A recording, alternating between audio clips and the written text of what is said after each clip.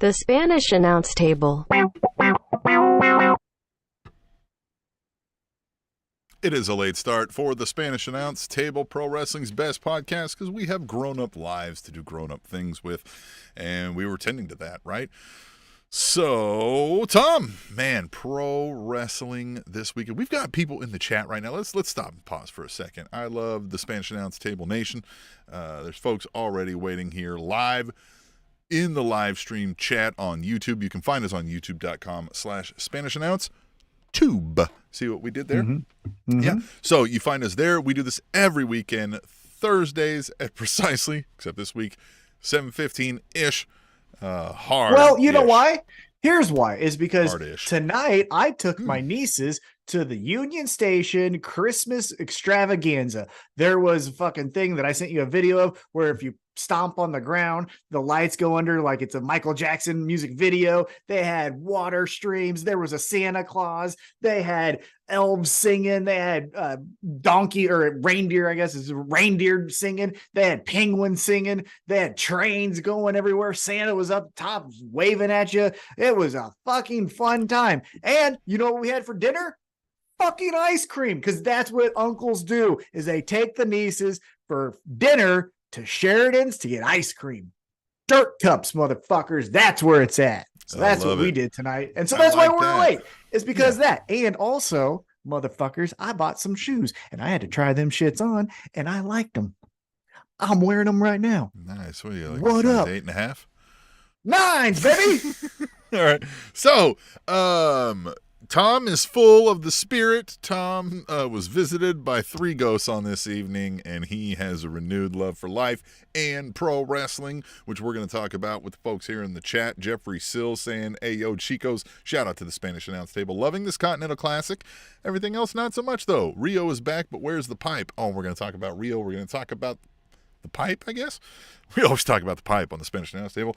And the Continental Classic, we're going to talk about that. Jeffrey Todd, again, we're big with Jeffs. Jeffrey Todd says, "Highlight of my week, listening to wrestling's best podcast. Let's have a great show, gentlemen." Theo says, "They are giving each other spine busters to get ready for the show," and that's what we do. That's how we like shake hands, right? A couple AA spine busters. And some hard chops to the chest, right? We get that in. And stick around later in the show. We have a Tweet the Table from Theo. If you don't know what that is, you also need to stick around in the show. What else we got? What else we got in there, Tom? Anything? Anybody? Well, I just want to say, cool? Jeffrey Todd. I just want to say to Jeffrey Todd when he says, "Let's have a great show." Don't tell us what to do. Okay, we'll figure it out. All right. I haven't. It's gonna be a notes. show. We're gonna have a substandard, nauseating at best show. Yeah. I wrote down we're having a show. Okay. The descriptors there, we'll figure it out, okay? There have been weeks where it's been a struggle to have a show, so let's take what you can get, Jeffries. Yeah. All right. Yeah. All right. So, listen, we're going to talk about AEW Dynamite. We are primarily an AEW themed podcast outfit here, if you will, if you couldn't tell by some of our imagery here. But, Tom, we also have a voicemail. That's one of the ways you can get in touch with us out there in the Spanish Announce Table Nation. You can leave us a voicemail at tableshow@gmail.com. And what do I mean by voicemail? You can leave us an MP3. If it's not an MP3, whatever kind of voicemail you get, I can probably convert it. So send us a little voicemail, or if you got a little video chat, right? Send us something there, drop it there. We'll play it here on the show and respond. You can use hashtag Tweet the Table, as we said, on Twitter, or you can use hashtag Thread the Table on Threads, which is where we think you should hang out, Tom. Aren't you enjoying the Threads? Yeah, and by the way, I think it was released today. Threads now has hashtags. The cool thing about it, I will say, is you will start the hashtag just as you've always done in Twitter, Facebook, all that stuff. But when it's posted, you do not see the hashtag. It is just a link to click, and then you can see all the other things, just like you can with hashtags.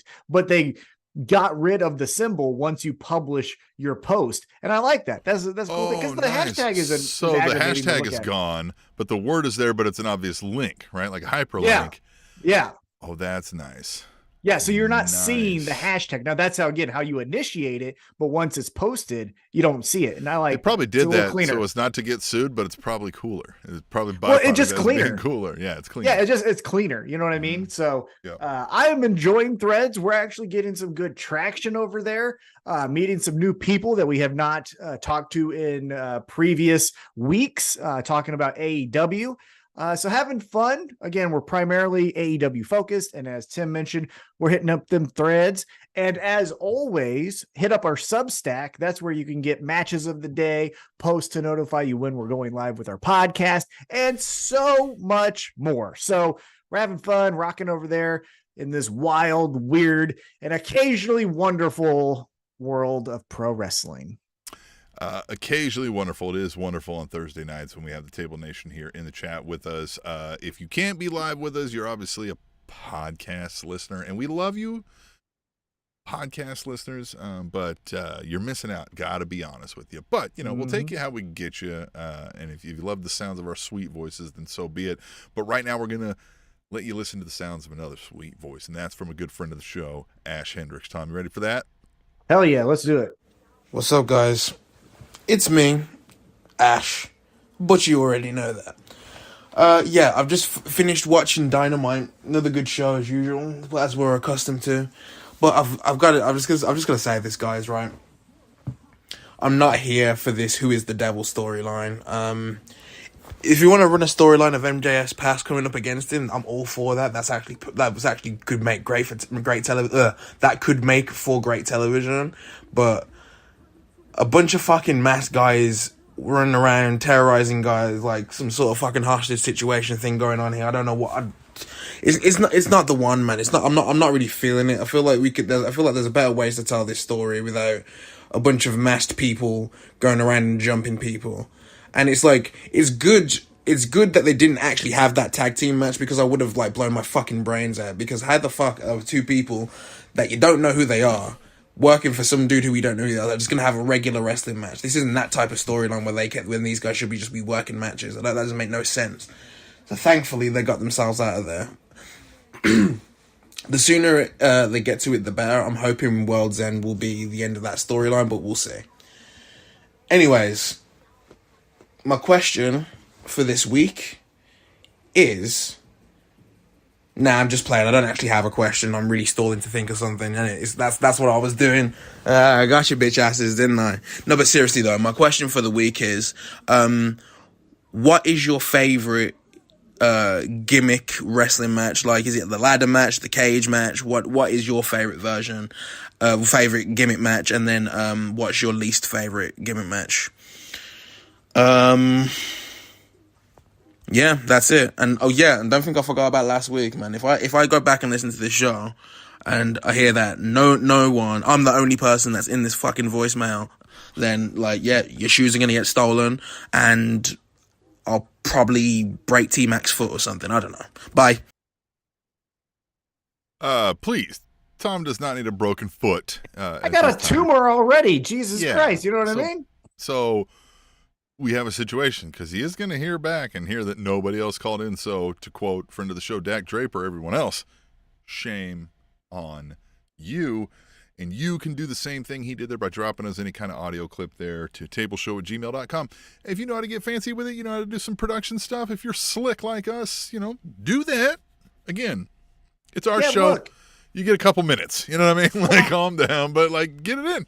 Let's hear it. Well, yeah, look, remember, longtime listeners can go back to the origins of Spanish Announce Table, and it came a lot from, what was the show that you used to contribute to? What was that fucking thing called? Weekend Review. Yeah. And so if you missed that, now I will say with a caveat, if you come to us with, hey, Seth Rollins has changed his pants from purple to blue, do you think that means he's a heel turn? I ain't fucking going to say anything, right? Yeah. But if you have questions like Ash did with what is your favorite kind of gimmick match, we would love to talk about it. And we would love to hear your thoughts on things like the Devil storyline. Yeah, also, we want to be a wrestling friend. Also, caveat, as we mentioned at the top of the show, we are AEW centric. So if you start to ask us what we think about the U.S. title picture in WWE, most likely we ain't going to have any answer for you. Yeah. So there's some parameters around this as far as what you're going to get out of us. But if you want to talk to us, let's hear it, man. We're ready. Yeah, Tim has all the editing capabilities to do whatever you need. So just send the content and we'll take care of the rest. Yeah, we will take care of the rest. Now, a couple things. I agree with Ash in some aspects of this MJF storyline, and they're losing me now on the gang of thugs and masks a little bit, right? Mm-hmm. Mm-hmm. The appeal to this is the who is the devil and who's out to backstab MJF. We still have that. We've muddied and clouded it up, but I think that's because we're stalling because they already have what they're going to do, and they were like, we got to drag this out for whatever time it is. I agree. Yeah, I think it got very interesting. So it started off pretty cool, right? Why would they attack a heel in Jay White? That is already somewhat out of the box because heels typically attack baby faces. So it started off pretty cool. It got a little bit awkward when the devil disassociated himself from his gang. So for the first time when they attacked Jay White, the devil is standing right there with them. Yeah. Controlling the traffic, right? So that was a better look to me than disembodied head on a screen and now goons come running out. Even though I'm not the biggest fan of him as far as kind of his criticism, I will agree with him here. But Corey Graves mentioned, I think it was last week, where he's like, is this retribution? And it kind of feels like retribution, right? When they were kind of running around and playing with the lights and stuff like that. There's a little bit of that feel. The thing that's still keeping I forgot about that shitty story. Yeah. It was a good callback. The thing that's still keeping me captivated, and it was this week, and we'll talk about it a little bit when Hangman and MJF run into each other. But the thing that's still captivating to me is this devil and group do not care about anything else, right? So they're focused on MJF. So, Kenny Omega and the Young Bucks feud, they have no interest in. It's not like this hostile takeover of AEW. That would it's a centric thing on just you, MJF. And so that's what I still like about it. What I still like about it too, again, like I said, the struggle of who is the devil, where normally as these storylines go, you start eliminating some folks. We've thrown another person into the mix now, right? Now Hangman's involved, which means Swerve's involved, which now seems like, you know what I mean? Him and Moxley got things are connected, right? This is what we've talked about, right? The interconnected lives of everybody going after their own intentions, Mm-hmm. right? And where their paths cross is where we get the conflict. And this is awesome. So I do like that. You can miss me with the gang of thugs. And I don't want a faction from this, especially if it's Jack Perry leading, 6 dudes. I don't need it. I don't need it. So now his other question, Tom, what is your favorite gimmick match?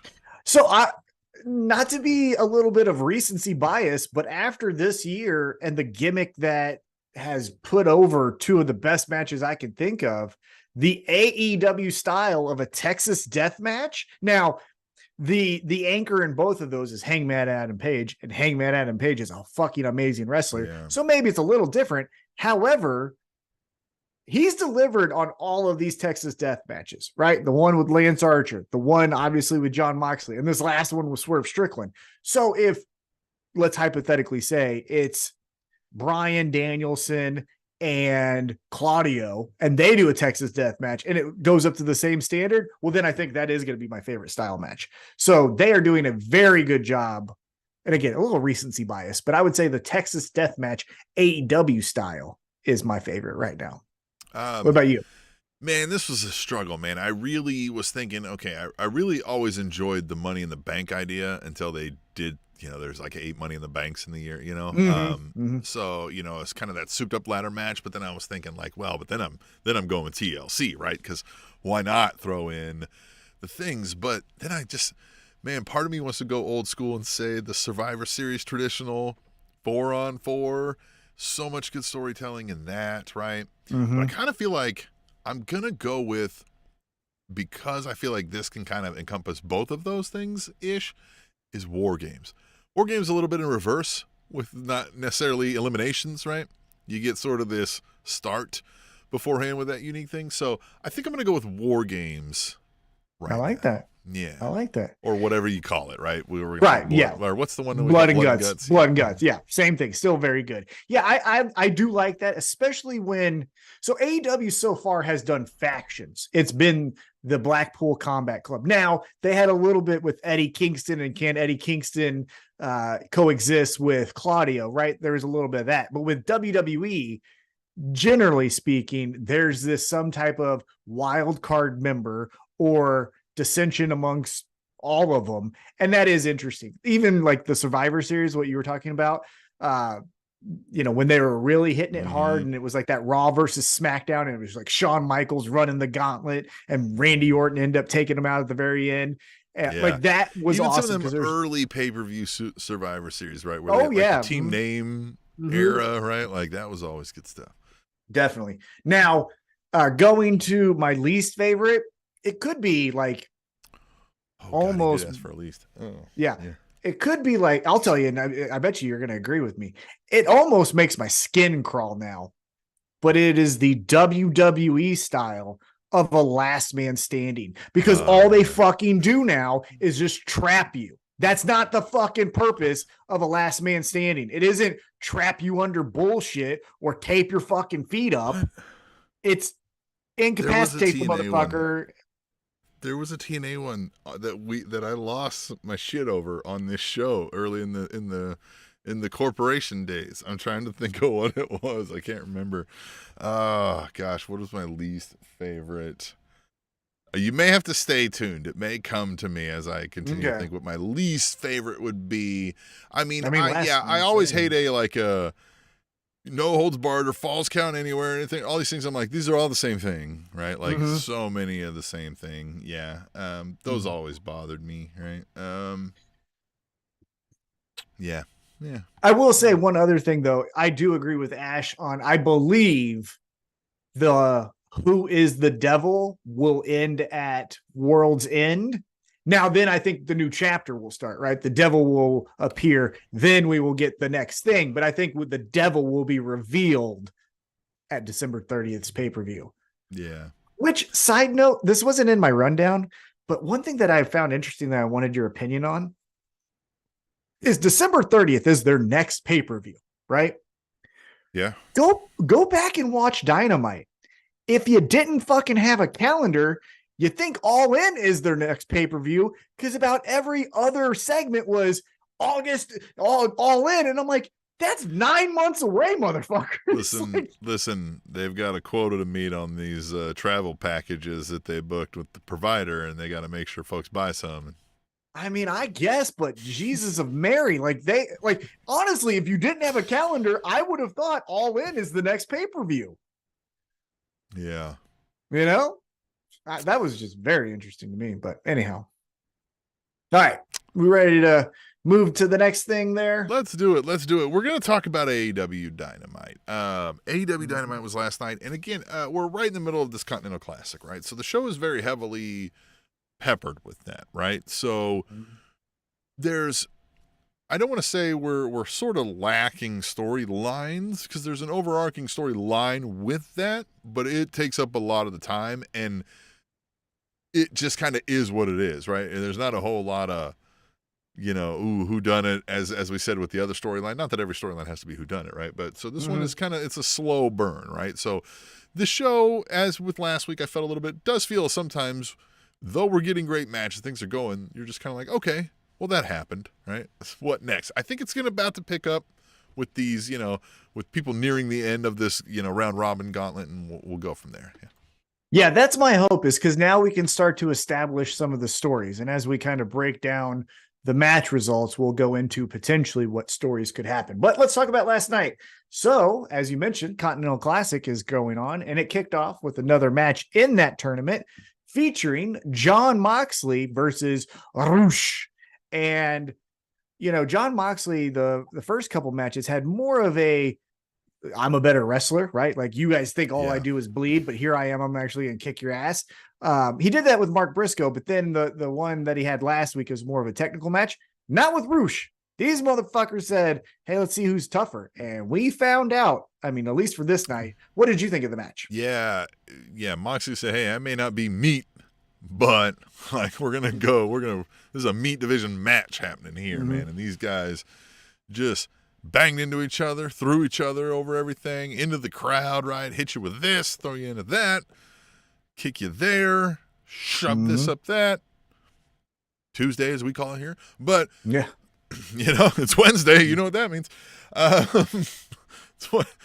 The nightmares. All right, so Tom, I liked this in that we have now sort of established Roosh as the hard hitter, right? Like 2 weeks in a row we've come out and it's like, this guy is a cannonball ready to fuck some shit up. Can we do anything with that you think will get him anywhere, or what is there a story off of that somehow? What do we got? Well, so what I really loved about the finish of the match is Moxley hits his finisher. That doesn't take out Roosh. So so then Moxley goes right into a rear naked choke. And I know, Tim, you're not the biggest fight fan, but one of the things that happens with submissions, especially chokes, is that when you get choked out and you come back to, you don't know all the time that you got choked out, right? So I love the bit, the little add-on where Roosh got up and started kind of pushing the ref. He's like, I wasn't unconscious. It's like, yes, you were. He's like, motherfucker, I wasn't, So I love that little you think element. You just blinked, right? Yeah. Well, you're just like, I was stuck in guard. I should be fine. And like, I've been choked out a lot. Like I've been stuck in guard. I'm fine. And then I'm looking up and my feet are being held up so I can get blood to my head. And I'm like, how the fuck did I end up here? Right? Like that can happen. But what I think they can tell off of that for Roosh is that you're going to have to kill this motherfucker. Right? So like your finisher's not going to work. So you better figure out plan F. A, B, C, D isn't going to work with Roosh. And so I think that could be the story off of what we tell with him. Is he better served as somebody's muscle, right? Like, I mean, I know we're trying to do that with some folks, but. So I don't know, complete transparency. And if you're listening or if you're in the chat, by all means, educate me. I do not know the origins or the story necessarily of the group of LFI, right? Lost whatever. However, the thing that I've kind of put 2 and 2 together is and maybe I'm wrong, but I thought Andrade was the fucking guy in that group. And then Roosh was like the way I perceived it. And again, correct me if I'm wrong. See the Batista of the Well, I thought he was the Macho Man of remember the NWO where it was like Hogan, Nash, Hall. They're kind of the things. But then Macho Man's this fucking guy who's like, I'll kill DDP. You want me to kill DDP? They're like, no, but if you want to, he's like, I'm going to kill him. And they're like, fuck, all right. We don't particularly want you to, but we don't want you to not. So go for it. So I kind of feel like Roosh is that in that group. Now, right now, he's the leader, but I think, again, Andrade should be in that group, but maybe I'm wrong. I think he can be the like crazy guy in the group. You know what I mean? I think that may be a peeking behind the curtain thing, and he may not be around to be the leader of the group. Fucking good. Okay, here's the thing. Andrade, let's just side quest real quick. All sizzle, no fucking steak. I am so tired of being told how fucking great he is. And every God blessed time, he has a very good match, and that's it. He can wrestle a good match. His match at TakeOver with Johnny Gargano, awesome. His matches in AEW that he's had with even Cody Rhodes and that table that was on fire match, very fun. But as far as like interesting week in, week out, brother, you're fucking cool. You have money. Neat. Like you're uninteresting. And I don't know if it's a language barrier, and I'm not trying to say must speak English, but Penta is more captivating than you, and he says less. So it's like, Andrade, get the fuck out of here for me. Tom, I knew it would happen. I knew it would happen. I knew if I just let the course of an episode of the Spanish Announce Table happen, that a rant would ensue somewhere, and it would give me a flashback. And I know what my least favorite gimmick match is from my rant. And it's the reverse battle royal that TNA did. Remember, you had to like beat the shit out of people backstage, get into the thing, and then put the thing up. Yeah, put the fucking thing on the contraption. Yep, old Jeff Jarrett, innovator of Jeff Jarrett. I tell you. Oh yeah, innovator. Yep. See, I knew it. Flashback. You were going off on a rant, and I was like, I just kind of, when you hear like the alarms go off, and you just go back to Nam, and like I just remembered, right? I heard fucking Fortunate Son and the helicopters going off, and there it was. Fucking CCR doing here. Yeah, love it. All right, so yeah, the other side of this story, though. So we talked about Roosh. I think the other side of the story that could be told is the versatility of Jon Moxley, where, hey, you want me to submit people? I'll do that. You want me to bust people open like I did to Mark Briscoe? I'll do that. You want me to wrestle a technical match against Jay Lethal? I'll do that. And then by the time, next week he's taking a Swerve. So we'll see what kind of match that will be. But assuming he moves on, he could be the guy that says, bring any style you want. I beat them all. You know what I mean? So that could be the style from Jon Moxley that we're seeing from him. Well, we're going to talk about Swerve and Moxley later. That's going to get interesting. That's very good. All right. So after that, we are informed that if either Mark Briscoe or Jay Lethal lose last night or tonight, they'll be eliminated, but they still wrestle. So they can still play spoiler, but they could not advance past the round robin, which I think is okay. I kind of like that. Sure. Right? That's what you would do. I mean, people mathematically eliminated from the playoffs in NFL don't just be like, fuck it. Now, they may mail it in, or they may have an ulterior motive sometimes, right? So you can't play with some storylines in that regard. I would maybe find a way in future things, find something to act like you're sweetening the pot somehow. You still get a per match bonus for victories. You still get, right. Right. Yeah. That would be a good caveat to say, actually try to compete and not just go, we'll go to a match. $25,000 bonus for victory tonight or whatever it is. Yeah. Make up a number. Performance of the night or whatever, something like that. Yeah. That's a good idea. All right. So then we get Renee at the top of the ramp, and she welcomes Roderick Strong and the Kingdom, neck the halls to everyone that celebrates. And Roderick Strong comes out, and he's asked for this time. He says, obviously, MJF will be the dagger in the heart of his now best friend, Samoa Joe, adjacent because Adam Cole and all of that. But he says Joe's a big boy, and he taught him that his actions have consequences. And so tonight, Joe will put his hands on a hot stove and he'll get burned. And then he continues and he says, you know what? I'm tired of being a victim here. I'm gonna work my way out of this. And he gets up out of his wheelchair and he kicks it out. And the Kingdom are astonished, acting as if they've never seen something like this before. They're dumbfounded and gleeful, like it's Christmas morning. And then he goes, for far too long, he's been in this state, and he is not going to be in this state anymore. So I guess we're losing the wheelchair gimmick for Roderick Strong. What did you think of this segment? I think that's fine. I think he can lose the wheelchair. I don't think he necessarily, again, it's a neck thing. That does add a little bit of like, why in the wheelchair for the neck thing? Like, how dare you, you inconsiderate. But you can wear that thing pretty quick. So you don't need it. And it's probably troublesome. He's got to carry that thing around now or whatever and always be in a wheelchair. What I will say that I want him to stop doing immediately is stop forcing everybody's name into the thing. Stick with the Adam, or you can use anybody's name if you are trying to call them from afar, right? Like, if you're interrupting Renee off screen, you can yell, Renee! That's fine, right? Like, yes. But do it's not too much. in the court. You don't stop, change your voice inflection, your rate of speech. That's not cool. Nobody likes that. Nobody wants that. Yes. It's a touch too much. Adam should be the thing. Now, if you want it to have every promo, then work the word Adam into it. Like, that would be the challenge I would have, is figure out a way to say Adam Cole or Hangman Adam Page or my cousin Adam, whatever. Like, you can work the name in, but yeah, when it's get a wacky named Adam, get your own little mini Adam. Yeah, Just exactly. a mini Adam. Find a small dude and like a little Petey Pump, right? And he's little mini Adam Cole, right? And Yeah, he's just dress running him after up like Adam Cole. because he's running Yeah. around fucking shit up. And you're like, Adam! He's mad at him. Yeah. Yeah. Like, I miss Adam Cole. He's away, so I need to damn it. have someone that, Fucking, that's perfect. Somebody get Tony on the fucking phone. We've got gold over here. I'm telling you. Got gold. Yes. Because, when it Samoa Joe, that's too much. It doesn't fit. Done. It feels forced. It doesn't fit. Yeah. It's not cool. Yeah. Nope. No, don't like it.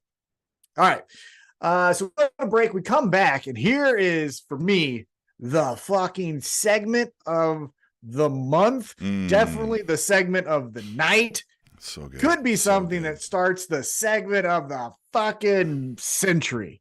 Because God damn it, I have missed these two looking at each other, and it made my heart just love it when these two men lock eyes. And oh, yes. Fucking love it. What am I talking about? Talking about Renee was backstage, and she's looking to get a word from MJF. And Hangman Adam Page, Hangman Adam Page showing up a little late, on accident, walks through the shot. Nope, sorry. And Renee's like, well, hey. Accident. Mm-hmm. Yeah, well, she says, well, hey, actually, can't talk to MJF. You're kind of interesting. Where you been? And he says, well, when you get knocked unconscious and your head's swelling, you can't really fly. So I was at home.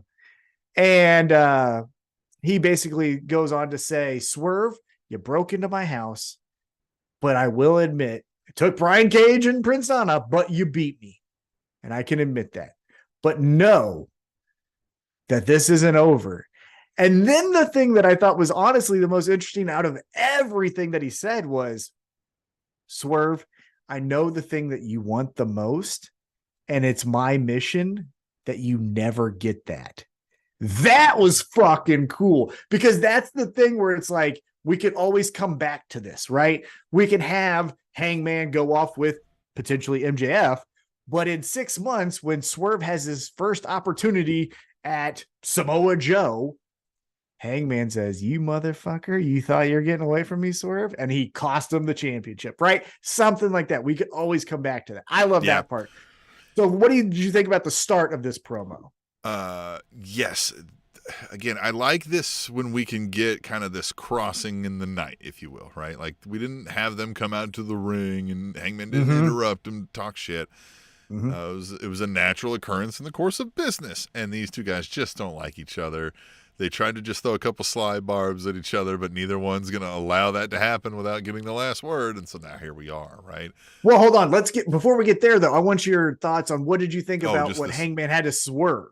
Like, specifically to swerve. About to swerve. Yeah.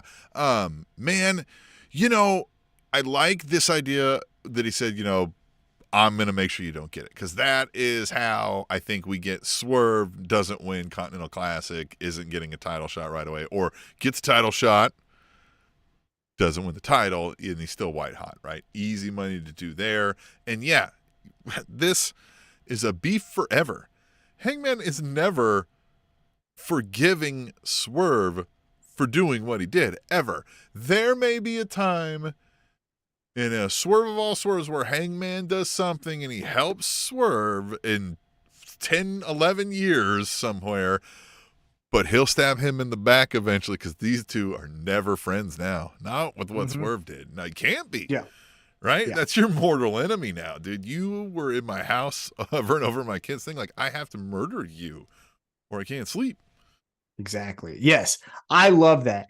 And to your point, if we do get away and let's say they're both baby faces, something like that, then they need to have an interaction, at least like what we saw with when MJF shows up, because it is, again, in front of his locker room. And he looks to Hangman Adam Page, and I love it because it's a good callback. He goes, hey, Seabiscuit.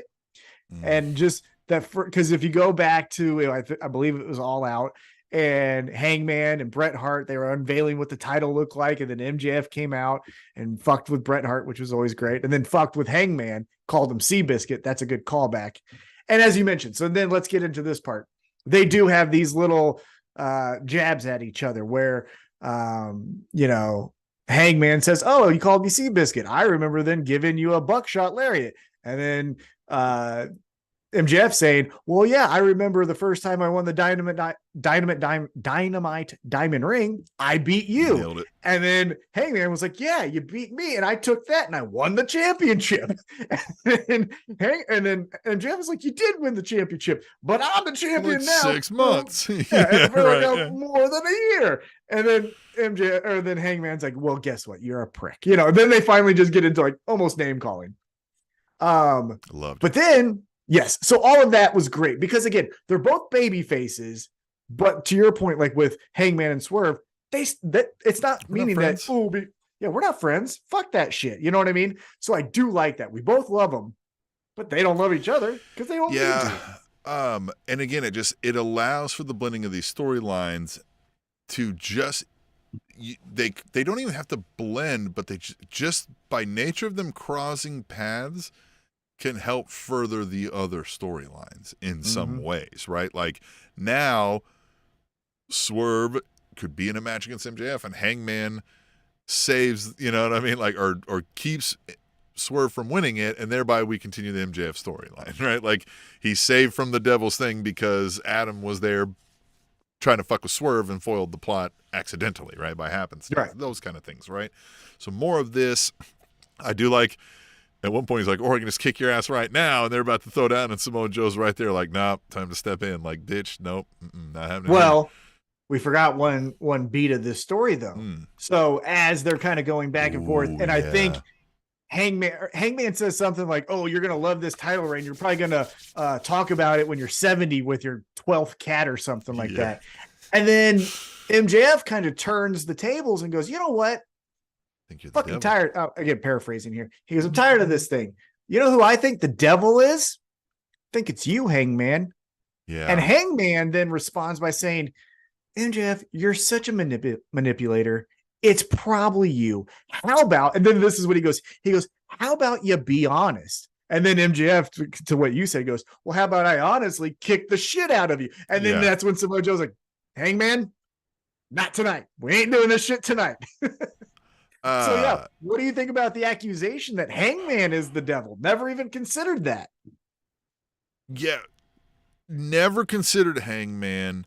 And I almost can unilaterally feel like it's not going to be Hangman because we did this now out of left field with the Hangman, right? Now, could be wrong, right? Could be wrong. It is interesting that now we've addressed out loud on TV, MJF, it could be you in a manipulative plot. And because of MJF's past, everybody seemed to be like, oh, yeah. The announcers, right? Like, even Renee was kind of like, shit.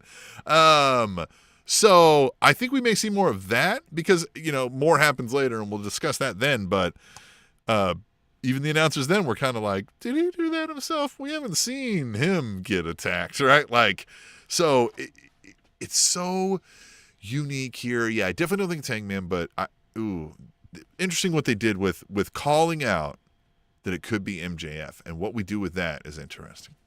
Well, yes, I think that's interesting. Now, again, we've had heels do that, right? Roderick Strong has said that MJF has been the devil the entire time. But what I think is interesting that I thought from this was that MJF is now almost on the attack, on the offensive, where he's like, you know what? I'm fucking tired of being a victim sitting here. You know who I think it is? And then now he's kind of calling everyone's bluff and seeing their reaction. You know what I mean? Because let's hypothetically say that he's not the devil, right? Because why is he out there trying to push the button?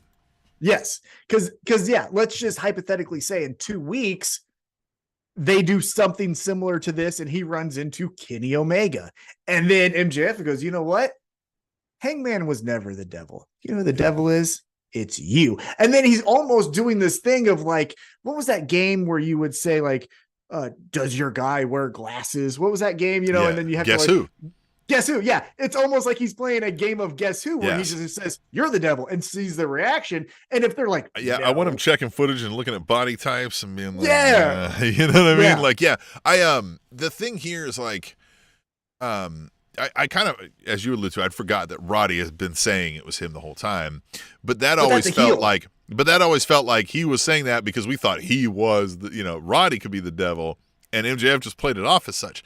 This was a face who's, now was like, it's probably you, and MJF took real offense to that, right? Like, he didn't take offense when Roddy's like, yeah, man, but Hangman's like, it's probably you, and he's like, bitch, fucking, you know what I mean? Yeah. No, it's a no.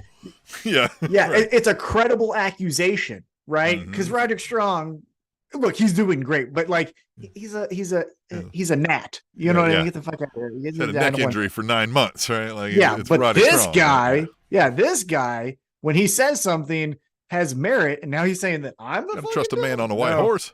Yeah, you say I'm the devil. No, fuck you, motherfucker. You're you know. Now always trust the man with the white horse, kids. Yes. Public now service announcement. We're gonna get to the attack and some evidence that was left by, but here's where I'll just stop and take a quick side quest, and we'll get back on track.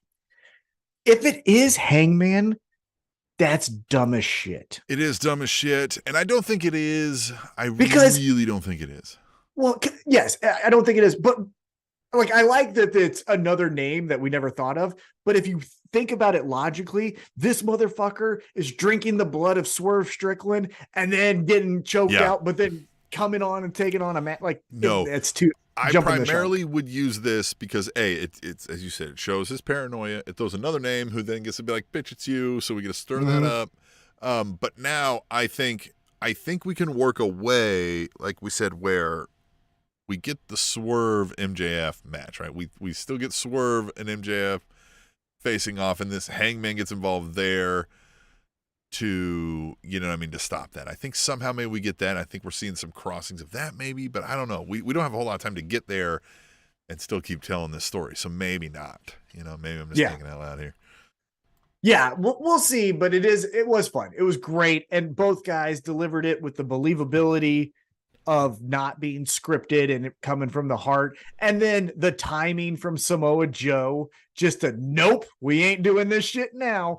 And how Hangman like takes Joe credible, right? It's not someone just telling him no, and he's like, fuck you, I'll do what I want. It was like, okay, Joe. He's like, I was ready to fight MJF. Like, I got to be really prepared to fight MJF and Samoa Joe. Yeah. All right. Hey. Okay. If you backstage in a street fight. Yeah. If you got your issues, go ahead. I'm out of here. So loved the segment so much. But let's get back in the ring. We're back in the Continental Classic. This time around, it is Swerve Strickland versus Mark Briscoe. And unfortunately, as mentioned before, if Mark Briscoe or Jay Lethal loses, they will not advance in the round robin tournament. And in this match, Swerve Strickland defeats Mark Briscoe.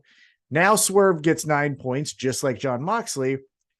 Mark Briscoe loses. He will not advance. Match was really fun, but what did you think of the outcome? I thought for a hot second we were going to get Hangman comes in, fucks with Swerve.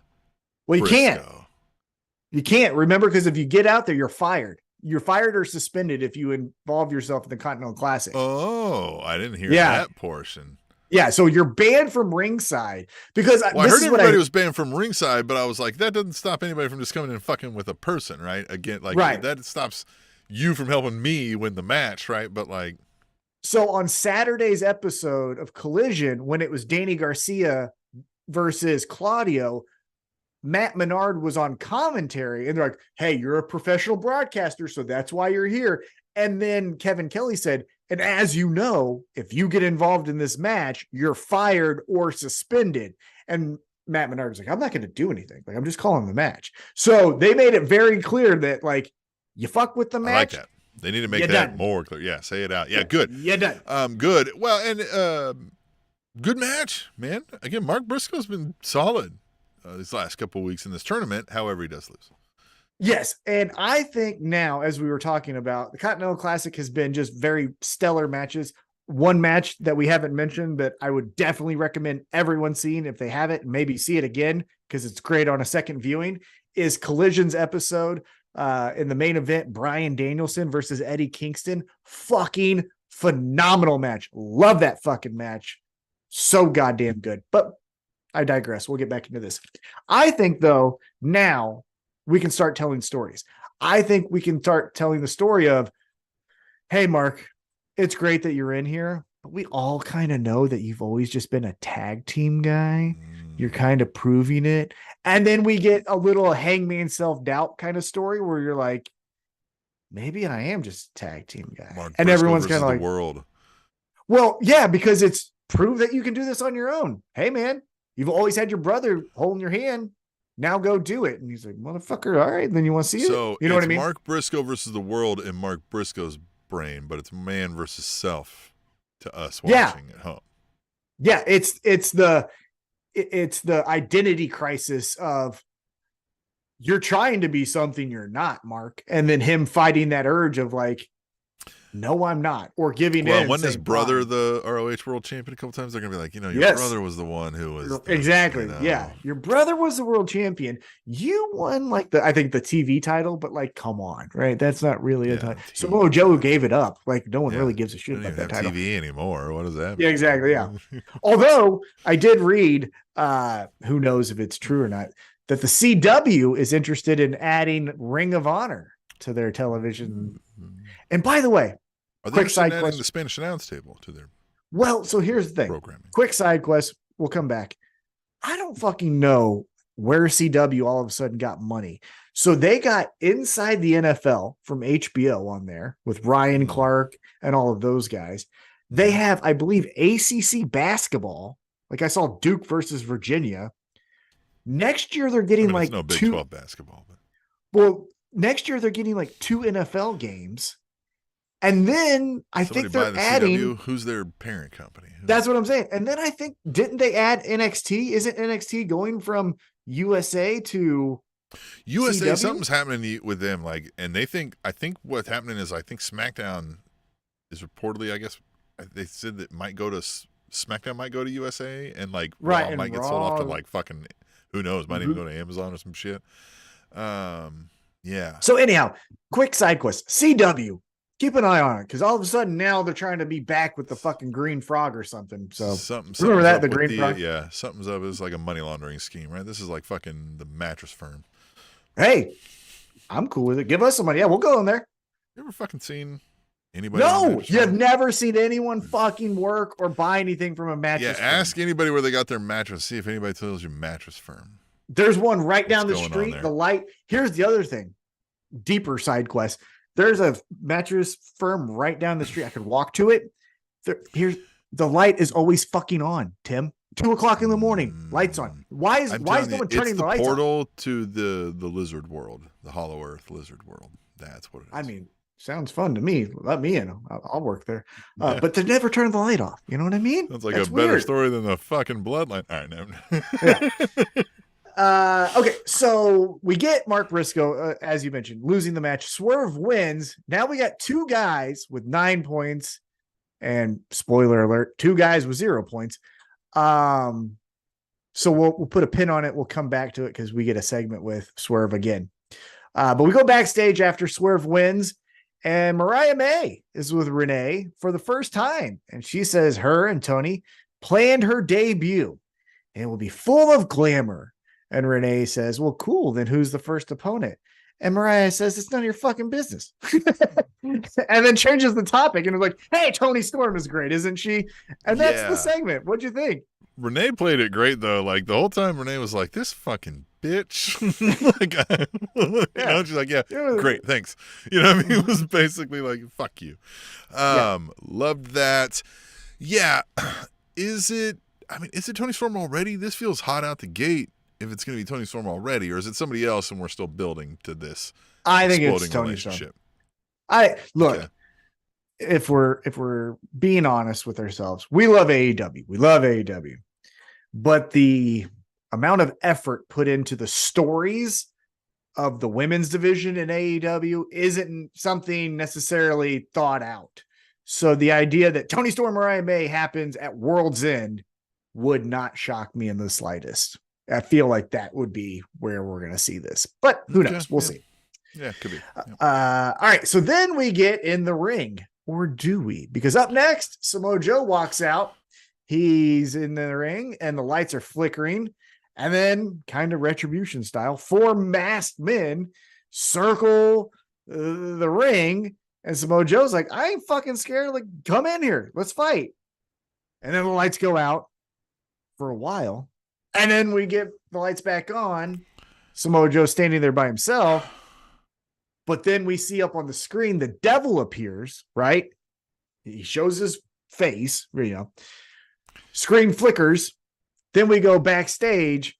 MJF is laid out. And here's the little, Easter egg, I guess you could say. There's a broken beer bottle all around his head as MJF is unconscious. Yeah. Well, he's unconscious. He's laying in the cliche like chalk outline pose, essentially, right? He's got the title laid out in front of him. Man, perfectly. You can see the AEW. Perfectly. Yeah. Very well done, guys. So we took a long time to get here. The Samoa Joe's in there. The lights go out. Cool. They come back on. They're doing this like, bounce around like, I don't know what game show that was where they used to be like, and like they would light somebody up and they'd be like, you're, the weakest link or whatever the fuck it was, right? Like something like that, right? And it took a long time to do that.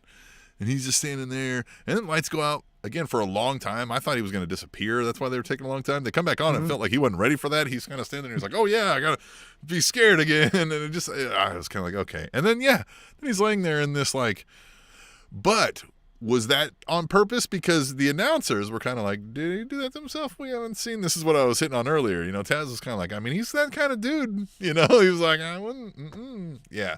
So I think, yeah. Did he pose himself there? Well, and isn't it interesting that Hangman earlier in the night, and then all of a sudden, it's a beer bottle that took out MJF, which is the calling card of Hangman, being upset and mad. So it's something interesting, definitely. 1 second here. Let me change. My microphone just unplugged. Do I sound a little different? Probably. Okay. Well, I apologize about that. I believe the microphone. I am really excited though about just like who the devil is mostly kind of where I'm still stuck on, right? I know I'm like complaining about the masked dudes and the lights flickering and that and whatever, but like I'm still so excited of the who done it, right? I want to know, but I also am going to be upset when I know because I'm going to be like, oh, it's over. Like that's the caveat of that too is going to be the whodunit is cool, right? And the reveal can pay off, but you also got to know, okay, then what, right? That's always the side gut punch to these pro wrestling storylines. Like, okay, cool, but what does that mean, right? Now what do they do? Yeah, hopefully now my mic is back on again. Apologize about that. Yeah, silky smooth. Yeah, thank you so much. That's the thing. That's the hardest thing about this, especially for a company so young in AEW, because up until this point, to the best of my knowledge, and I've watched all of the episodes since it debuted on my birthday in 2019, we haven't had a cliffhanger kind of story. This is the first time that AEW has ventured into these waters, right? We've had faction warfare. We've done I want the title kind of stuff. There may have been we didn't know for a week or two, but nothing this long term. Nothing this extreme. So the fear, at least on my part, is, let's hypothetically say I'm right and it's Jack Perry and then it's Jack Perry. Like the payoff Jack is Perry going to and the be Devil fun. Boys. It's like, yeah, like the payoff will be fun in the moment, I assume. I think they're going to have that part right. But instead of Jungle Boy, he's Devil Boy. He's got Devil his horns. Boy. He's got his tail. Got his little scepter. Pitchfork. He's walking around. Yeah, I think the most important thing with this storyline, honestly, is not who the devil is once the devil has been revealed, what's the motive? What's the next step? That's the part. Are they successful? Will they be a success? Yeah, like what becomes of them if they aren't?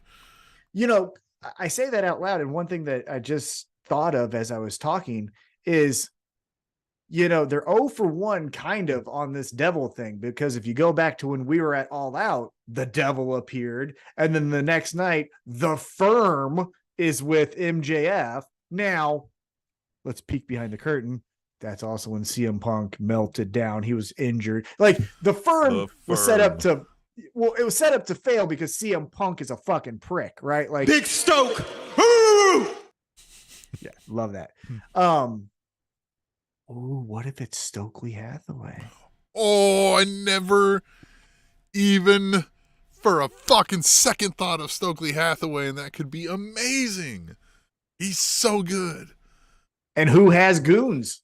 Who can get goons? Stokely Hathaway. Stokely Hathaway can get you 5 guys in 10 minutes for the right price. And if we've looked at the devil when we've seen him in person, you know what I mean? Like when they attack Jay White and things of that nature, it's a slender person. Well, and you know why he did this? It's because I know why Stokely Hathaway is doing this, and he's the devil, and why he's mad at MJF. It's because MJF has been so enamored with Adam Cole. He's dick riding Adam Cole. And as we know, the worst crime you can commit is dick riding without a license. So he's got to get him. You got to get got. Yeah. Look. Continuity. That's callback. Yeah. And look at the motive. Hey, we were set up to do something major, MJF, and immediately forgot about us.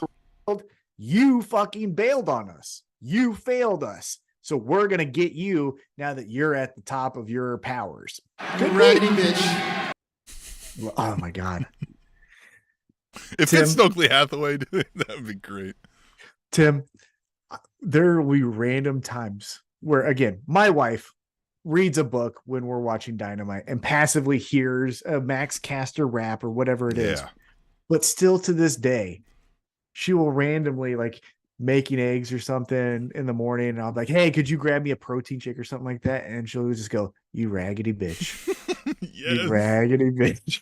It's the best thing in the world. I love it so much. All right, let's get back on track here. So after the devil scene and the beer bottle and all of that, we stay backstage, and this is where Jon Moxley cuts a promo, and he essentially is like, I won, and guess what? I'm the ace of the world. I'm the fucking man. It was good. Look, it was a very Moxley promo, right? Like, we've heard the Moxley promo, but this one I felt, because we've heard it a bunch of times, you might have missed it. This one was pretty damn good. It felt very believable. It was very direct, and he was basically like, doesn't fucking matter. You fucking put this person in front of me, I will murder them, I'll rip his dick off, gouge his eyeballs out, and there fuck you can do about it, because I will also make you eat your own face. So fucking lick my balls. Like, he's almost angry that he even has to tell you this. Well, and that was the great contrast, is he is saying, I'm the ace of the world. But to your point, he's saying it in such a way that it's like, you guys know this. I don't know why I'm fucking having to tell you. Like this aggravated arrogance of like, everyone knows I'm fucking great. Why is no one fucking leaving me alone? It's my goddamn show. Why are we even having this competition? And then Swerve walks in with like this dripping of just cool swag off of the charts. And he's just like, hey, next week, it's me and you. I also got 9 points. You think you can do to me what I've gone through so far? Mm-hmm. You know what I'll do. Because he's referencing the Texas Death Match, which again, Jon Moxley had this year too, and it was incredible. And we also know the links that Jon Moxley will go to in a match, taking a fork to your head, for example. And so next week in Texas, winter is coming. 9 points each, undefeated so far in the Continental Classic. We have Jon Moxley versus Swerve Strickland. Now, we're not going to bet on this. We're not going to put any type of thing, but I do want to know who you got. This one's tough. Now, the thing is, I feel like they could both still face each other, right? If they both finish the top of this thing, right? Don't they face each other, right? And that, like, the top. So, like, you don't, whoever gets the win here, story's not done, right? So I kind of feel like maybe Swerve gets this one. I feel like Moxie's the guy they have winning this thing right now. If I'm guessing, maybe it's Swerve, but yeah, I feel like Swerve wins this one right now. Here's the thing. And again, my microphone, I apologize. The thing fell out. So can you hear me first off? Yeah. You can hear me fine. Okay, good. Yep. Here's the hardest thing about this is, to your point, Jon Moxley is the fucking man. He is the backbone. He's the heart and soul. He is the definition of AEW, right? But Swerve Strickland is on this rocket ship that is going to the moon. And if you divert that and have him take a pinfall or submission loss, you don't. Oh, here's something we forgot about Jeffrey Sills. It's going to be a tie. They have a time limit. They're going to draw and get 1 point each, I think is what it is. Do you think? Like, I think so. Here's where, okay, let's say that's the case, right? Well, because again, they can face each other, right? So we can have a bloody battle and they go, oh, it was that fucking close. And then they meet again when it's like the semifinals or whatever. Or, yeah. But here's my question to you. Let's say next week we're going to that show. Winter is coming. Swerve Strickland versus Jon Moxley is on the card. As long as it was like a drug. I mean, we know the rules, right? It's got to be a fucking. It'll be bloody, and you know what I mean. Like it's got to be a drag out. Yeah. Here, 20 minutes of near death experience. You'd be all right with it. Yeah. Yeah. Because again, we've done the draws. Get a pizza before. cutter involved. You'll be fine. Yeah, we've done the draws before. Most recently, it was Adam Cole and MJF when they were not friends, you know, and then Adam Cole asked for the 5 more minutes and he was like, fuck you. Fuck you. You know, MJF was like, I'm not doing that. Now this was my thought. We're going to quick side quest again. Sorry. Yeah. Going back to Collision, right? Eddie Kingston, the greatest pro wrestler of all time. Terry Funk, Eddie Kingston, 1A, 1B. Eddie Kingston loses his first match to Brody King.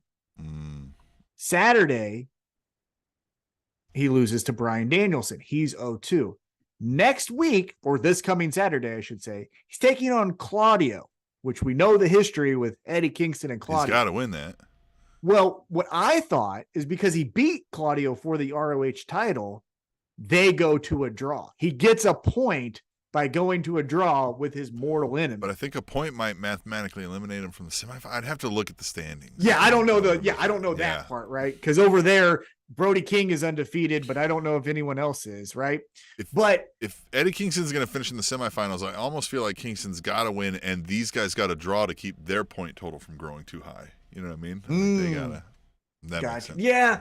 That would, because what I'm getting at is I thought Eddie Kingston and Claudio would draw, which then on Wednesday would kind of not defeat the purpose, but kind of water down a draw with Swerve and Jon Moxley. You know what I mean? So we'll see on Saturday how it goes. But interesting.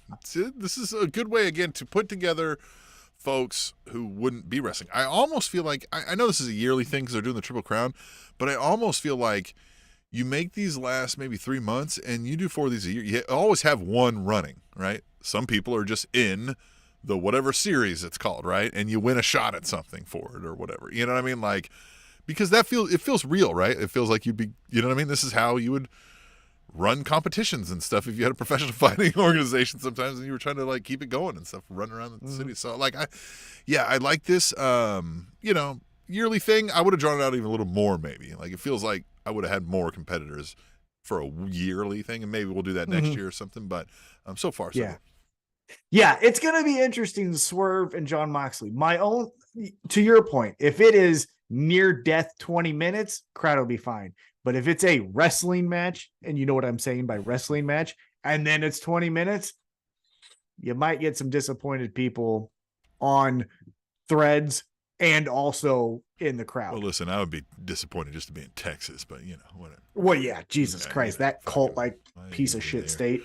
Fucking please leave the union, by the way. I don't fucking need you. Like, you guys look, the individual. I lived in Houston for a while. Yeah, I'm not I'm talking about your fucking structure. Get out of here. Yeah. Love it. All right, so what do we got next? Texas is a cult, right? It's so fucking weird. There's a lot of Texas that is a cult. Yes. It's fucking so. Who cares? Your dirt is fucking down by Mexico. Fuck you. Anyhow, I just can't stand that shit. All What, them what's next? rattlesnakes and Oh, fucking tarantulas down there. yeah, oh, cool. Yeah, I got a fucking F10 pickup. Fuck you. I don't give a shit. All right, here's the coolest segment. So, like I said, the best segment, in my opinion, was was Hangman Yeah. and MJF. That was awesome. The coolest fucking segment, and I don't know if people really understood this because it warmed my heart as a fucking movie nerd. But we get Ben Mankiewicz from from Turner Classic Movies, the fucking grandson of the individual who wrote Citizen Kane. Do you guys fucking realize that? The fucking movie expert god, the royalty of American cinema was on AEW last night and did a good job. Yeah, he did. Sold it. It was great. Oh, Fit very well. I might watch it 3 more times. It's Ben Mankiewicz. I watch this motherfucker every Saturday giving me the rundown of fucking movies from Charlton Heston and fucking, Humphrey Bogart and all of these cocksuckers that were fucking killing it in the black and white era. Charlton Heston obviously wasn't. I mean, kind of was. Tell But you know love this guy. You were I geeking out fucking from everything love you said. him. Yeah. I didn't have the heart to tell you then that I didn't know who the hell he was. Oh my God, Tim. I know half the fucking crowd, probably 90% of the crowd, did not realize how fucking cool I don't this watch was. Turner Classic Movies. Oh I my didn't know God, that you guy should. was, but I figured it out, right? And I was like, oh, that's a good fit. That's like that's gonna do well. I got the shtick, and like when you sent me thing, I was like, oh, I see who this guy is. But you get it, right? You did it well. Yeah, I get it. Yeah. American movie cinema royalty. Oh yeah, and I get the Citizen Kane like thing. Yeah, that's a big deal. I also have never seen Citizen Kane. But What? Are you serious? You really haven't? Yeah, no, I'm dead serious. I haven't seen that. Yeah, I don't really. Dude, I it's can't sit so through old movies. I fucking just good. don't. Yeah, I don't. It's so fucking good. I'm sure it is. I'm sure it's very good. Yeah, I just haven't seen it. It's never. Dude, I'm gonna toot my own horn here. I got a degree in broadcast communication. Part of my degree was cinema focused, so I took 7 classes on history of American film, Nice. Alfred Hitchcock. I took foreign films. I can't remember what the fuck that class was, but we watched foreign films with, subtitles the entire time and got right at the thing. History of American film, though, was my favorite fucking thing. I will say this. Nice. A lot of the fucking classics, I really think you should, not you, but general you should take, if you're listening, you should take the time to watch because they are as good as you say, except Streetcar Named Desire. Marlon Brando, that movie fucking sucks so hard. It's a drunk who's just beats his wife. It's you know what I'm talking about? Stella, the iconic scene where Marlon Brando's standing. You know what that's about? He fucking threatens his wife when he's drunk. He falls asleep. She runs upstairs to her sister's house. He doesn't know where she's at, and he yells Stella, and that's iconic. Fuck you. That movie sucks. That movie sucks worse than the state of Texas. Fuck both of those things. Yes. Let's get back on track. Yeah. Ben Mankiewicz introduces Tony Storm. And I love the part that I love the most is when he says, playing the part of the AEW Women's World Champion, Tony Storm. Like, perfect. Fucking perfect. Yeah. I had a couple of those even where it was just kind of like, nice. You adapted it to fit. Yeah, it was great.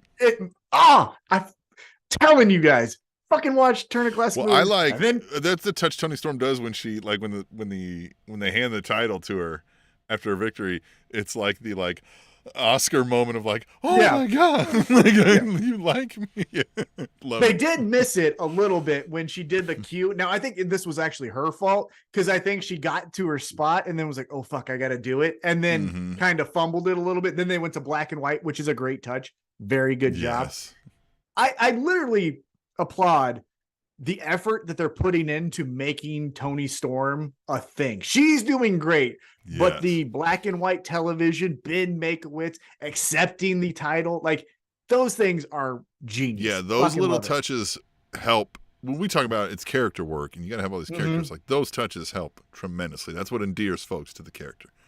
Yeah, and sorry, to go on a quick side quest, one thing that we have heard or read on threads and other places is the post-production head of AEW, Kevin Sullivan, not the wrestler, got fired, and then QT Marshall leaves. And the sentiment is they want to go to more of a New Japan sport-like, company where the theatrics of pro wrestling kind of get pushed to the side and we're doing more Continental Classic stuff. I disagree with that though, because of example A in Toni Storm. You would not put this much effort into a Toni Storm and then later in the main event, Christian Cage, and say sport. Like, Yeah, no. I think we're going to be fine. Anyhow. No, I think if you build the structure like that, like we're saying, like the idea is, like I said, this feels real. You have a series of matches that these folks are competing in for a prize. Everybody else, it's the off season for them, so they're doing sort of exhibition matches or prize fight matches. You know what I mean? That's where you can kind of build these stories. But like, I would always have something going on, a tournament or a series or something, because that lends credibility that like you're actually here doing. Again, we know what we're watching is a show, but you're supposed to act as while you're watching that it's not, right? Like you're supposed to want to believe. And it's a movie. That lends some credibility. Yeah. Yes, definitely. So here in the AEW Women's World Title match, we have champion Toni Storm taking on Sky Blue, who, Tim. Shout out Michael Carter in the YouTube chat. He says, "Hey, yo, my guys." Hey, what's up, man? Good to hear from you. Glad that actually lifted my spirits because I'm about to get really fucking aggravated. I'm about to get another flashback here. All right. Tim, okay. So, Tim, I watch all AEW programming right now. 1, because I love it. 2, because of the podcast. And 3, because I love pro wrestling and I'm not going to watch WWE, right? I do not fucking know why Sky Blue has been the woman on every fucking program. Yeah, it is show. Collision, Yeah. Rampage, Dynamite. And here's the thing. I wonder if they overbooked her on appearances and they got to get them out before the contract. It's something because she won't go away, right? Yeah, that's a peek behind the curtain, but yeah. Yeah, like oh shit, you have 130 appearances left? Fuck, it's December. Yeah. Shit. Right. Meet and greets, let's do it. Because on Saturday we get Willow Nightingale, who again warms my heart, one of my favorite pro wrestlers right now in the world. But like Sky Michael Carter Blue knows the answer to why she's. Well, I see it, and I'm going to talk about it. So, okay. So she wrestles, and she goes back to the pants that aren't pants. And Tim. Again, you're spooky evil, but you got the pants halfway off the ass. Feels weird. So, Tim, look, I am not a prude. Maybe I am. Maybe I am a prude. But, like, here's my stance. Love with a hole in a sheet? yeah. But, like, here's my stance on this. It's 2023. We're going into 2024, right? At this point, the listening audience, the people in the chat, most individuals have access to free porn any fucking time they want it, right? Free porn, yeah. Uh-huh. So this idea that you would watch wrestling because a woman's ass is out is fucking kind of weird to me, just objectively speaking, right? Tom, I do 75% of my daily activities for the cheeks. Well, but like, I understand if you find her attractive, right? If you find her attractive, fucking get it. Thumbs up. She's a lady. I don't want to see it unless here you go. Here's the caveat. Unless you're all the way gonna do it, right? Yeah, right. Like, give me the cheeks. Yeah. It's like a love scene in a movie now, right? Where they kiss and all that stuff. It's like you either Just do fuck it. or don't show me it because I don't fucking want to see whatever this. If I don't get a thumb you up know? an ass, then let's just skip through this right now. I'm You know here what for I the mean? cheeks. All right, Yeah. so like, yeah. Do you understand what I'm trying to say? Yes. It's like, Yes. yeah, okay, good. No, Yeah, and I get go it. ahead. And like, there's no reason for it with the current storyline either. It doesn't make sense. Yeah, I get it. You also, you got out cheeked against your opponent, if we're being honest too. So like, it just kind of felt weird and out of place. I agree. It's the cheeks though, man. For the cheeks. I'm trying to figure out how to make this episode title for the cheeks. I'm gonna keep Just saying put it for the cheeks. I like it. But yeah, she's so, and again, this is just me. If you disagree, general you listening in the chat, I'm not gonna fight you on it. It's not a hill I'm gonna die on. Sure. I just say, for me, she's not a good character because, like you said, we're spooky, but we're not. But then we're wearing Scooby Doo, but we got fucking weird eye Sky makeup. blue. Yeah, then we're spit and miss, but we're not fucking with No evil demonic Julie person has Hart. ever been named Sky. Well, yeah, yeah. You're a fucking collage of bullshit. You know what I mean? So I don't like your character. Your wrestling, it ain't Tony Storm. It ain't Hikaru Shida. It ain't Bailey, Becky Lynch, right? It's not that level. So I don't know why the fuck I keep seeing you. I think it's the appearances, man. I think it's it. It's like, hey, listen, we're paying this girl. It has to be something. But let's get to 35 a month out of us. We gotta, I mean, we gotta get our time in. So Tony Storm gets the victory here, clean, I believe. I don't think anything was shenanigans. Right. Yeah, I do like also caveat with this is Luther's here, but he's not in a major focal. He's not really like he gets his things and he's there for his comedic value and he fits the gimmick, but like we're not doing too much with that, right? He's not. Yeah, he catches her. Here. He catches her when she needs to be caught, and that's it, right? Yeah. Mm-hmm. Yeah, he's there to be in the background and look the part. Yep. Be a butler, right? So Tony Storm wins here. She gets her belt. She accepts her award, right? And then again, another person that I just don't give a shit about. Rio's music hits. Oh, man. And she runs down and does this awkward, like, hey, I want the title. Tony Storm, to her credit, being a heel, is like, well, I don't want you to have it, and tries to attack her, which is fine. One thing leads to another. Tony Storm gets caught by Luther and walks up the ramp being held by Luther, and Rio's there. Tim, your comments. Man, Rio for me, again, like we've talked about, it's not even the size thing, right? I mean, that's always, even getting past that though, again, it's not even a language barrier thing, right? Because you can get past that. But now we have a size thing, we have a language barrier, and we have a style of wrestling I don't like. So it's a whole package of like, I don't know what this is. This is not for me. And that sucks because Tony Storm has been for me. So now I've got at least Tony Storm will carry it. Yeah. But I don't know. The quicker we can get through it, the better in my eyes. Yeah, the quicker we can get to Mariah May, and that's why I think at World's End it's going to be Mariah May and Tony Storm, the better. For me, with Rio, I don't see the appeal from a character standpoint. I am character centric, right? Rey Mysterio, for the longest time until it got stale, no offense, was the fucking man because he was the little guy overcoming the obstacles of beating Big Show and things like that. And then, unfortunately, when Eddie died, he was doing it for Eddie. And again, from a character perspective, I got behind it. He's doing it for his friend. I'm invested, right? Now, I know that's an extreme example because Rey Mysterio is an all-time great. However, with Rio, her character, one, screams 15-year-old. Like it screams. Look at that. Look at that. I got a thumbs up. You see this, Tim? Oh, you see this? Look at it. Oh, you got the thumbs up again? Yes. Yep. Ah, man, damn it. It did it. Okay. It's a 15-year-old gimmick, right? I wear things like this, bing bong, TikTok, whatever. Like, and you're not 15, right? So you dress weird and you present yourself like a child. And then the size thing is something that obviously has to be addressed because I believe she's not even 100 pounds, which again, I don't care about. But then her moveset isn't that. Her moveset is like every other female that's wrestling. And it's like, well, that wouldn't work because you're 40 pounds lighter than these women, right? And so the whole presentation is just a miss for me.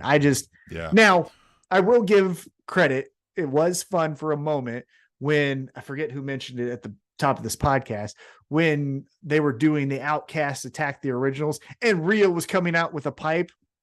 Okay, if you got a pipe, I'm kind of into it, right? Right.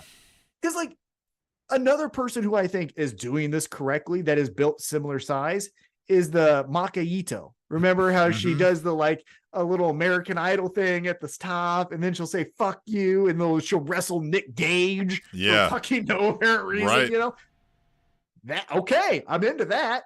But Rio, Jeffrey Sills here says Rio needs the pipe with her at all times, and I agree. Something, yeah, synonymous. Something like Rio that. and a pipe. Yeah, there you go. Rio and a pipe, smoking a pipe. All right, now let's get into another Continental Classic match. This one was a little bit quicker, which I think it should have been. We get Switchblade Jay White taking on Jay Lethal, Jay versus Jay. And unfortunately, as we talked about a little bit earlier, Jay Lethal loses this. Switchblade gets the victory. So now Jay Lethal is eliminated. What stories do you think comes from this? I like to call this our should have been ROH quarter hour segment of the week. And is what it is. I don't really feel either of these guys much. So, match is fine. Look, we knew that. We both knew these guys fucking walk around with, they haven't had butter in weeks. Like, it's fine. Mm-hmm. We knew they could do it. But, like, I don't feel like well, look, Jay Lethal's out, right? And, like, Switchblade ain't winning this thing, so what does it matter? Yeah, Switchblade I don't believe is winning either. However, coming off of a world championship loss to MJF, I think this is a good rebound to at least be in the mix with the Moxley, Swerve, Bryan Danielson, Eddie King, those individual, Brody King, right? So at least it's like, hey, he's still keeps him on the mix. stage. Yeah. Right. So I like that for him. The story I hope we tell from the Jay Lethal side, though, is similar to Mark Briscoe, where, hey, Mark, you couldn't do this as a singles competitor because you're a tag team guy. We kind of say something similar with Jay Lethal, where, hey, seems like you always need Jeff Jarrett by your side. Like, is that your crutch? Is that little when team you didn't TNA? have 8 foot tall? Yeah. So, like, are you even good anymore? Like, because it seems like you need Team TNA to do all the things to get you to win. And then we could start to see fuck you. I am great. I'm like, oh, really? And he could be like, I'm the longest reigning ROH, whatever it was, well, let's see you prove it. Something like that, I think would be an interesting story. Or he could even say Christopher Daniels, isn't he? Jay Lethal. Like he's 72 years old, isn't he out there running around? He's getting close. Yeah, he's getting close. He's not that bad, which again, I'm going on another side quest here. Christopher Daniels, you're the head of talent relations. All I've ever fucking heard is that talent relations is never great. And it's always Bryan Danielson, John Moxley, and other guys handling the shit while you're out there with Matt Sydal wrestling a tag team match that no one fucking cares about. So maybe do your job and we wouldn't have these fucking CM Punk bullshit issues. I don't know. Back to regular scheduled programming. I think another thing we could say is Jay Lethal blames Jeff Jarrett and says, you had all of these strategies for me to beat Switchblade, me to beat and they didn't fucking work. So I'm kicking you to the curb. Maybe something like that could be happening. I don't know. Would be interesting. Yeah, and then Jeff Jarrett be like, you don't kick me to the curb. Right, like, yeah. Bitch, and then we get something do. like that. Yeah, something like that. Team TNA explodes. And then we get Dixie Carter as a special guest referee. No, First battle royal. Yeah, there you go. Do it. All right, now let's get to the main event. The main event. Oh, we didn't have a women's match right before the main event this weekend. It was right. Yeah. It was a before the before. It was the before the before. Excel spreadsheet got mixed up. Yeah. Continental Classic threw things off. Yeah, I tell you what. For the TNT Championship. By the way, can it be a classic? in its first iteration. I'm really like, I don't like when we did this. They did this in the WWE when they did the yeah, whatever that was, Cruiserweight Classic, whatever the fuck they were calling that. Right? yeah, Like, you can't yeah. on the first one, man. Yeah, I mean, the alliteration is what they're going for. Yeah, I You know. what I mean? Yeah, yeah, I know. Yeah, I know what you're saying. Yeah. All right, but let's get back on track here for the main Classic event. shit. It ain't done yet. It can't be classic. The TNT Championship match in Canada. 2 of Canada's own, 2 of Canada's finest, 2 of Canada's best exports. Now back in the homeland. Challenger, the rated R superstar, which that announcer guy, what's his name again? Fucking yeah. That guy?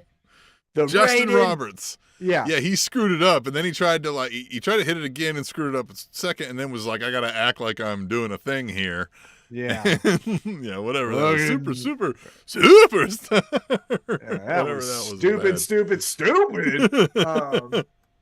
But Adam Copeland taking on champion Christian Cage. And look at this. These are 2 50-year-old men that have lived a life that is worth writing a book about. One of them, I think, has actually written a book. And these men of a certain age put on a fucking match in a short amount of time. We did a lot of living. 50-year-old men with, according to doctors, probably have 75-year-old bodies, right? With what they put themselves through. And they went out there and put out a damn burner. Yeah, we got a lot of living in this match. And it ends with referee bump, right? He's out of commission. Really long one, but yeah. Yeah, he's out of commission. And then Nick Wayne's mom comes down. And I don't think she nailed it, unfortunately. I agree, she didn't, yeah. From a story perspective, this fucking ruled. Write it down on paper. It's fucking cool. Yes. Even But still, I think we could have hit the note about the mom a little more recently for it to be a thing. I know you wanted some surprise, but when you came out, she knew she was going to do something, right? And we didn't build enough of the mom is deciding, should I pick him or pick him? Why was it even a choice that you should? Why didn't you hit both of them? Aren't you mad at both of them? Why didn't you hit both of them? Okay, so let's talk about it. And then I got my pen here ready for a little added bonus of what I would have done to really fuck with people. Yeah. So we get Nick Wayne's mom comes out. She grabs the TNT title and she hits Adam Copeland. Wow. Bam. Now, to his credit, which I thought was cool, Christian goes, well, then I'm not done if he's out of commission. He doesn't just pin him. Yeah, he hits him with a finisher. Stands on him, flexes on him. He puts his head on the belt and then does like a modified curb stomp. Yep. And then, to your point, he's pins him and then he's standing and fucking posing even before he did the curb stomp, he first stood over and was like, stood over with the title and was like, look, smell my dick. And then he was like, oh, you know what? I'm going to fucking break his neck on this thing. It's like, I'm going to do that too. Yeah, it was so great. So here's where fucking love Christian. He's so fun. Yes. But this is what I would have done. Again, if I have the pin, because I like to push the limits a little bit, make people feel uncomfortable, whether that's the talent or the fans. It's kind of fun to do. It's working right now. I would have had the turn, Uh-huh. right? From Nick Wayne's mom. Oh, yeah. Everything's still the same. But I would have had Christian Cage grab her by the hand, pull her in. She's reluctant. She did this because she didn't like what Adam Copeland did to her son, right? So she's not going into this like, but Christian just gives her that look. And then they make out. Yeah. On so top here's of what happens. Adam Copeland. She comes in, she nails him. Christian's like, what the fuck? And then he's like, right? He was like, okay. He's looking down and she's standing over pissed. And she even kind of looks at Christian in disgust, fucking tosses him the title like, fucking have to do your goddamn job too. Like just with that kind of look, right? And she goes to like walk away and that's when he grabs her and pulls her back and he's kind of like, no, we ain't done. And then they just, and just tongue all over, standing over his lifeless body, right? Like you got to that's get where the you pin. Yeah, you got to get the pin. But then, you do the. I don't even think because you had the referee bump, they could have just made out, and then he could have drugged the body yes. That's too much. No, because then it's unbelievable that that fucking referee's like, dead that long. Oh, right? no, you got to like just, wherever it happens, they needed to sell out on this just grotesque makeout sesh over his lifeless body with just this like, almost like she didn't come there like you said as like, we're in on this together and we're going to fuck him. It was just like, fuck him. Right. And she was like, you're a sleaze. And he's like, yeah, but you know what you want. You know what I mean? Be Am like, I? Yeah. you're a sleaze too, right? And she'll be like, fine, fuck it, right? In for a dime, in for a dollar, right? Let's fucking make out right here over this dead guy. Now here's the thing. For the cheeks, baby.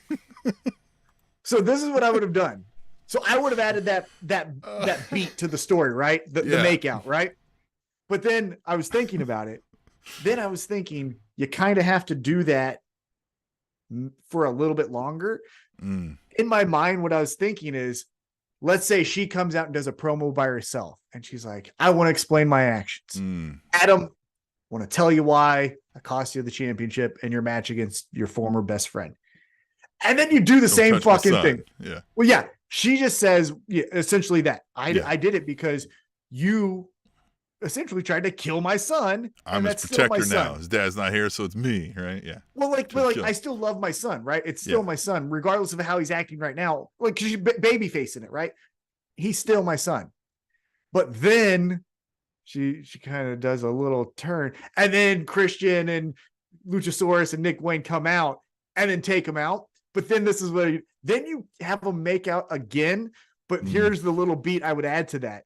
Nick Wayne is acting like it's Christmas fucking morning, and he's like jumping up and down, and he's like, "This is the best." Yeah, he's gotta be like punching the air guitaring. That's just great, and he's just like going around. I want him to like jump up and do the like heel click. He's gonna go full. He's like doing some snow angels on the ground and shit. Yeah. And then Luchasaurus just, Stonewall, this is fucking just bullshit, like, right? But like fucking... Nick Wayne being like, my favorite dad and mom are in love and I love it. And then again, you have Adam my mom and my new dad. That's what I keep saying. Yeah, but you still have Adam Copeland fucking dead while they make out, and then Nick Wayne jumps around. Spoiled brat kid would be one of the best gimmicks suddenly out of nowhere. I wouldn't have thought Nick Wayne would be one of my favorite characters, but him acting like a fucking spoiled kindergartner who's like breaking people's personal objects and shit. Every time Christian comes over there, be like, your fucking kid broke my thing, and he'd be like, listen, that's not important. I'll buy you 2 of them. right. Just, that would be amazing. Every time they kiss, he's like, that's my parents. We need this like disgruntled, like fucking family. This is so great. It's dysfunctional family. I mean, yeah. And you still, but the one thing that I would still add to that is what you kind of said, where it's like hey, I'm doing this. Like her motive, what you could even say in a roundabout way, is her motive is she wants to be close to her son. Right. Fuck this. Like she's making out because he's kind of attractive, but right. He's not wrong. Like right, but it's also I don't love him. Right. I don't love this guy. I love my son. He's a sleazeball, but he's not wrong that he can fuck like a champion, right? Like, and then everybody's like, boo, and he's just over here, just fucking loving it. But like when she could do a sit down interview. Oh, this is great, man. God damn it. I could love it if she was like, I fucking hate everything about Christian, but I needed to protect my son, and he dug the guts out. So like, I'm not gonna not do that again. I wouldn't go that far. Maybe not that term, right? But like maybe allude to that. Yeah. Yeah. But yeah, her motive is she could do a sit down interview with Renee Paquette. I keep calling her young. Renee Paquette. And she could say, I do not love Christian Cage. I don't even want to be around him. I'm around him because he has influence over the son I love. Right. But then she always makes out with them. Yeah. It's always like, but you keep saying, she'd be like, listen, I got, I got to. Whatever. It's for the kids. Yeah, it's a for the kiss. kids. Yeah, Whatever. for It's a my kiss, son. okay? Right, yeah. Yeah. You wouldn't kiss a guy I don't want him keep to your suspect son. anything. Yeah. Yeah. Right. Yeah. You wouldn't She kiss like your does a little hair for you. Yeah. Perfect. That's what they need to do. God damn it. That's Yeah, it. she kind of right there. likes it. We get like she kind of Yeah. likes it. Yeah, she's Yeah. liking it a little more each week. Yeah. Mhm. Yeah, her attitude is like having an extra piece of chocolate. Like you like the extra piece of chocolate, but you fucking hate yourself after you But did yes, it, right? Nick Wayne doing the ultimate warrior like, on the ropes from excitement. He chews a He fucking starts high- turnbuckle Oh. because he can't. Dude, have him roll out of the ring and start high-fiving the crowd. Like Oh yeah, I need him in Heelys too. I need. He needs to be the kid, right? Like he's gonna have candy, and he's gonna have snacks with him all the time. Like just they need to be a dysfunctional family. Like this is dude. Lucha's And you the big brother who's like, I need to leave this family. This is fucked, right? And the kid's a kid. Like he's spoiled because he's the youngest. And you could do that with Luchasaurus matches, right? So don't have him kill him in 2 minutes, but have Luchasaurus wrestle Daniel Garcia. He wants to be. I'm a dinosaur. Yeah. This is how we get it from the dysfunctional family. His family wants him to be something he's not. Well, that's what I'm saying. So, Kill Switch, right? Kill Switch wrestles guys at the level of Daniel Garcia, right? Mm-hmm. Not messing him. He's not squashing him, but he beats him, but it takes him a minute or two, right? Yeah. Because on the outside, to your point, Nick Wayne is in those Heelys and he's going around and he asks Christian for a fucking Snickers and Christian's like, God damn it, and fucking hands him something. And Here's then your new fucking PlayStation or whatever. Go get lost. Well, like, yeah, he just hands him money, right? Hands him money. And then like the mom is like, what are you doing? And he's like, Christian gave it to me. And she's like, fuck. And then like, he's like, I had to shut him up. We're watching, Kill Switch try to take out Daniel Garcia. So the match is going on, but the antics is still telling the story. So she's like, where'd you get all that? And she's like, Dad gave me money. He calls him Dad. Dad gave me money, right? And she's like, what? And he's like, yeah. And he's like, yeah, you gave me, oh, you got more. And she's like, what? She just takes a little bit of it, right? Stuffs it in the bra, right? I think almost Married with Children, right? Yeah. Like a little bit of that. Yep. Yes. Ah, that would be perfect. I love it. Tony Khan, fucking give it to us. We have given so much gold this episode. We've made everything better. We always do. I mean, we always do. We always do. We always do. And we do it for the cheeks, quite honestly. So with that being said, I think that's all we got. I don't know. What is that? We're just going to end it right there. All right. If you're going to do anything this week, do it for the cheeks. The Spanish announce table.